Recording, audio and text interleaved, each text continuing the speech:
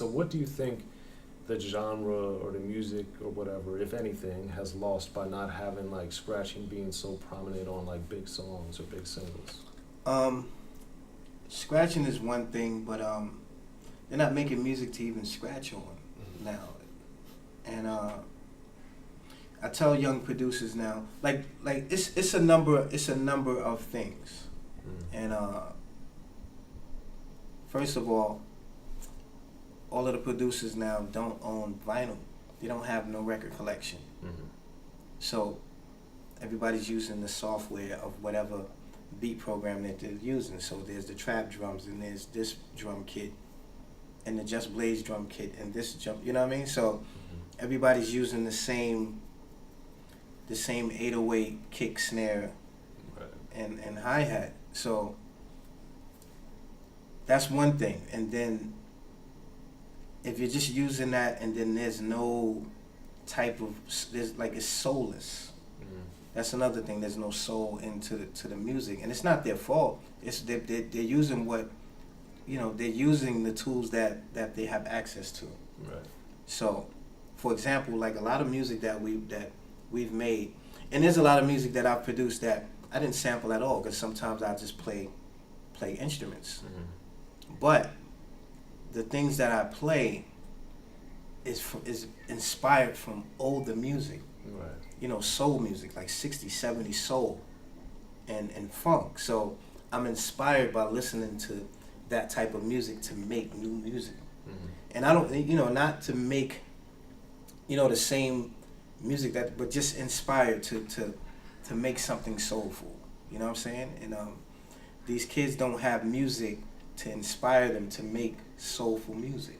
Right. Like songs that are on the radio right now, throwbacks are songs that were 3 years ago. That's what they call throwbacks. Right. So these kids don't have the access to the soul that we had. So if you don't have access to any music in the past, how can you make something soulful? Yeah. You know? Well, I think that's it's an interesting way to approach music, because I think that it is a different type of inspiration, but I also think too it's like people have different motivations. I think that back in the day, as you're well aware, it was to be the best, or to be the most creative, or to do something that had be to the be best and be the best in your own lane. And one more thing I wanted to touch on, like as far as soul music, like the music that's being made now doesn't give you goosebumps. You know what I'm saying? Like when you heard Rebel Without a Pause come on for the first time, you just goosebumps. You know what I'm saying? And that's called soul. That's why they call it soul music, because it touches your soul. You know what I'm saying? So these kids, they don't have the access to the soul to make soul. So as a producer, can't you help change or bring that back? No, it's I can't help change it back. I can just do what I do. But the younger kids need to, and they have to do this on their own, because they're not, the access is not there anymore on radio and on music television. And but what these kids have to do in order to go forward, you have to go back. Right. Listen to the music that your mother, the young kids, your grandmother. Listen to the music that your grandmother used to listen to. Right. And that music will inspire you to make greater music. That's how music carried on, you know what I'm saying? So like the music from the 50s inspired the music from to the 70s. Right. So on and so forth. You got to go back to go forward.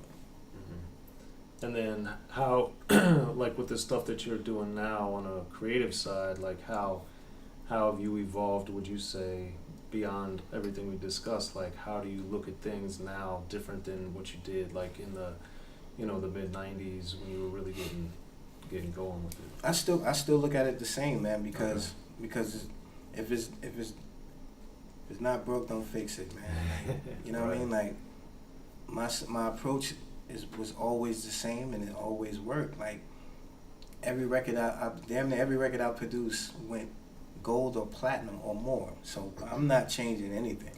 Okay.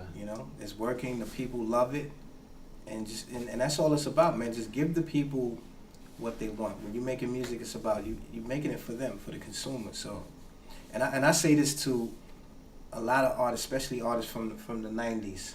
I just use a simple term. Like, I don't smoke or drink, but I use the term of weed. Mm-hmm. Like, your music, your album is weed. So if you go to the weed spot, weed gate, wherever you go, dispensary, now they got dispensaries, so you know, wherever you get your weed from, and you go there all the time, you love that weed. Mm-hmm. Right?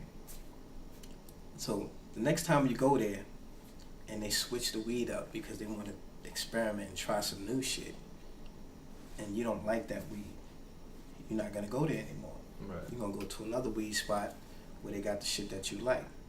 And that's just how music is. That's how hip hop is. So when the artists, they got their album is popping, the customers are coming. They're buying the records. They're coming to the concerts. But if you want to start switching up from what you did on that first album and start wanting to try other type of styles of music, Mm-hmm. your fans don't want that. They want the same shit. You know, customers are creatures of habit. Give them the shit that they love. Mm-hmm. And if you want to experiment on something, experiment on one song. Or maybe even an interlude. But don't change. Because once you change, they're going to move on to the next person. And your album is like weed. So keep giving them that bomb weed, and they keep coming back. So then for you also, since you have done and do so many different things, like for instance with doing the Beyonce stuff, how are you able to apply what you do and what you've been doing to a crowd that's probably not, your normal demographic? Because because just simple and plain, I'm a DJ. Mm-hmm. I don't know when the exact year, but the DJ had became partitioned. I don't know when the fuck that happened. Mm-hmm. I don't know why it happened, but I think it was out of DJs becoming lazy with different technologies of DJing. Like before any technology, if you was a DJ, I started DJing in the 70s. So when you was a DJ, you did everything. If there was no turntablist, there wasn't a house DJ, a disco DJ, a party DJ, a reggae DJ, a top 40 DJ. You played everything. You're a DJ, you play everything. You're supposed to do everything. You're supposed to play disco, play hip hop, play classics, play R&B, play rock, whatever you play. And you're supposed to be able to scratch a little bit and cut a little bit. Mm-hmm. You're supposed to be able to do a little bit of everything. Right. And then in the 90s, that shit, DJs just like, you know what? I don't want to do that. I just want to scratch.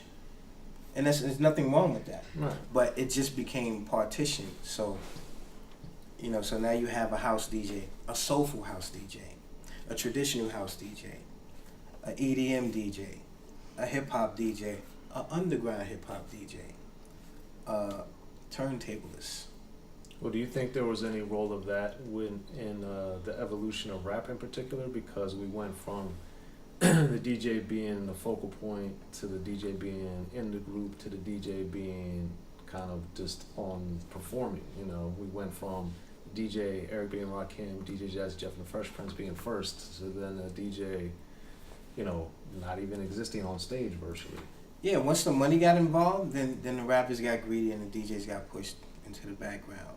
And then things changed once DJs realized that we don't need MCs, we can just be artists on our own.